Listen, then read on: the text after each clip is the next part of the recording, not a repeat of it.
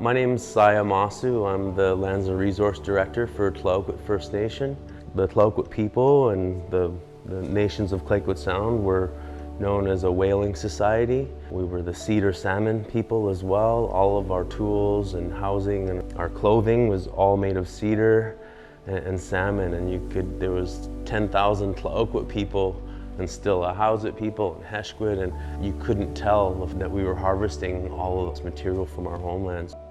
Working on the sauna project was quite easy after having done a lot of the work with Tofino Resort Marina on establishing the marina and the upgrades needed here. We formed a really close relationship, and they were one of the first hotels to become recognized as a tribal park ally. And as a business that is certified as a tribal park ally, the development practices and environmental practices and relationship with our guardians if there is an environmental issue. They respect the history to be shared, and they work with us on what voice is being presented from history. And they also contribute to our restoration and tribal park regional services, and the clients get to participate in that donation towards regional services. Our population in 1911 was like 110 people. And so it would have looked like that. But now we're like 1,200 Tla-o-qui-aht, and title has not been signed away in a treaty.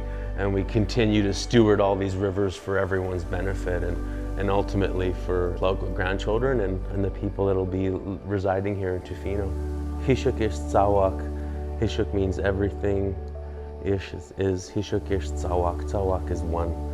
And it's speaking to the web of life, that everything is interconnected. We're taught to be able to work amongst the web of life and to respect it.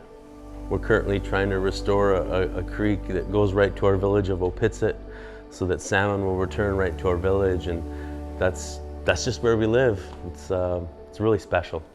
I'm a husband and a father, and really happy to be working on things that will leave a legacy for my grandchildren.